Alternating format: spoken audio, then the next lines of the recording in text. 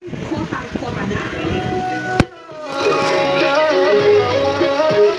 ang reaksyon mo sa istoryang ito? Tweet na gamit ang hashtag KMJS15. Santo Niño na nagpapawis, di umano at ang pawis nakagagaling daw ng sakit. Paano nangyari ito? Tumagapak ang pawis ni Marla nung nagka-COVID-19. Ang parlor niya kasi sa Naga City, kinailangang magsara. Nawalan po ako ng trabaho. Simula po nung nag-lockdown, sinara po namin ang parlor namin. Walang time may papambayad sa upa. Dahil hindi natin alam kung hanggang kailan matatapos ang pandemic. At sa pagliligpit niya sa kanyang mga gamit sa parlor, ang pinaka-hindi na kinalimutang iuwi. Ang itinuturing niyang pampaswerte sa kanyang negosyo, si Santo Niño. Kung nung mag-open po kami ng parlor, ang manager ko po, nagsabi po siya na bilang regalo ko sa inyo, bibilhan ko na kayo ng ninyo.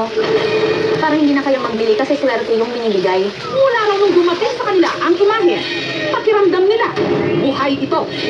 Tuwing nandyan po kami sa sala, pakiramdam ko po tingin-tingin niya rin kami. Parang nakangiti po siya. Minsan po kinikilabutan ko sila, lalo na pag madilim. Isang araw, pinagpapawisan sila sa pakot. Katulad na lang itong June 11, nung ang santo biglang nagpawis. Pinagpapawisan mo?